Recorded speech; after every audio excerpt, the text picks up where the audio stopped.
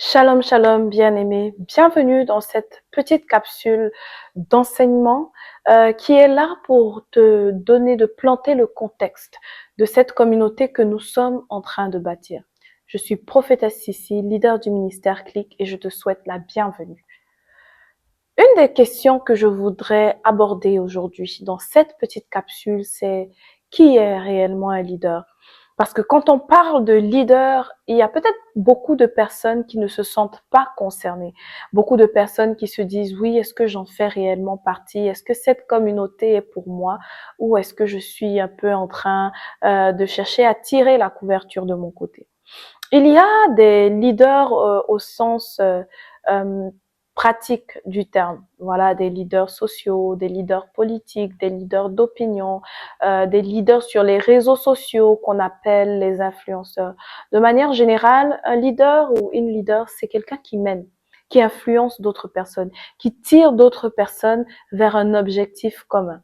Un leader se distingue d'un chef ou d'un commandant ou juste d'un directeur de peloton dans la mesure où quelqu'un qui est en charge, qui est un directeur, regarde de manière générale les autres travailler. Mais le leader travaille, est lui-même sur le champ de bataille et motive les autres, influence les autres, impulse de son énergie à ceux qui sont derrière lui ou elle pour les emmener à avancer, à aller vers un objectif plus grand.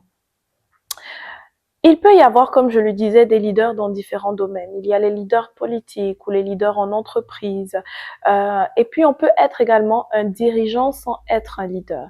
Tu peux être là dans cette communauté. Tu es quelqu'un qui a des responsabilités, qui est en charge, qui est élevé en rang, en grade, en qualité, en notoriété. Mais es-tu réellement un leader? Est-ce que les gens ont tendance à te suivre? Est-ce que tu les inspires à faire mieux, à se dépasser, à produire? Est-ce que toi-même tu mets la main à la pâte ou est-ce que tu es du genre à t'asseoir et à attendre qu'on te célèbre et à ne pas comprendre pourquoi au final tu n'arrives pas à drainer des foules, à drainer des masses, même si dans les faits c'est toi qui es élevé en notoriété.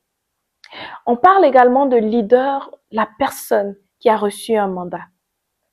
Il y a des personnes qui ont été choisies par Dieu pour porter un mandat spécial, pour être un pionnier dans leur famille, pour être un pionnier dans une entreprise, pour être un pionnier dans un sport, dans n'importe quel domaine.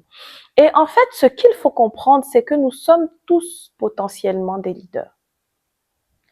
Nous sommes tous potentiellement appelés à conduire des gens vers quelque chose, vers un objectif, quel qu'il soit.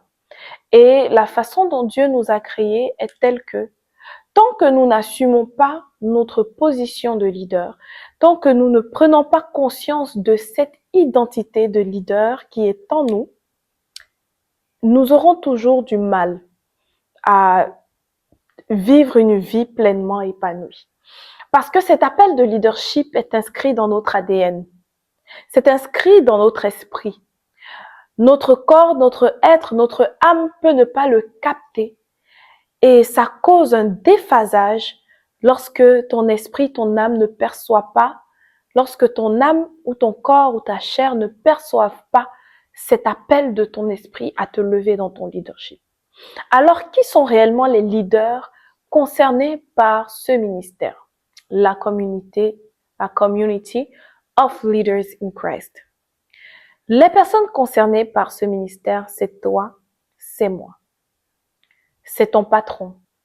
C'est ceux qui ont la conscience de Christ en eux, qui sont des enfants de Dieu. Ceux qui ont accepté Christ ou qui veulent découvrir Christ et qui veulent découvrir de manière pleine et entière quel est le mandat qu'il a pour leur vie. Christ lui-même était un leader. Il est venu depuis aussi longtemps qu'on nous raconte ce qu'il a performé comme miracle, comme signe, comme prodige, c'est-à-dire à l'âge de 12 ans. On peut voir en lui les caractéristiques du leader. Et donc, dans cette communauté, nous apprenons comment bâtir les leaders en Christ. Ceux qui sont ancrés en Christ. Ceux que Christ a appelés dans ce temps, dans cette saison, à réaliser des prodiges et des exploits. Chers leaders, je t'invite à te lever. Il y a un appel grandiose sur ta vie. Tu as quelque chose à réaliser, quelque chose de particulier, quelque chose de singulier. Et ce vide que tu ressens est causé par le fait que tu n'as pas encore pleinement mis le doigt, ou tu n'es pas encore en train de te déployer à ton plein potentiel. Et dans la communauté, nous sommes là pour nous révéler avec l'aide du Saint-Esprit. La Community of Leaders in Christ, c'est pour toi. Viens saisir les clés pour te lever dans ton leadership, pour te lever pleinement dans ton appel. Nous toucherons à tous les milieux.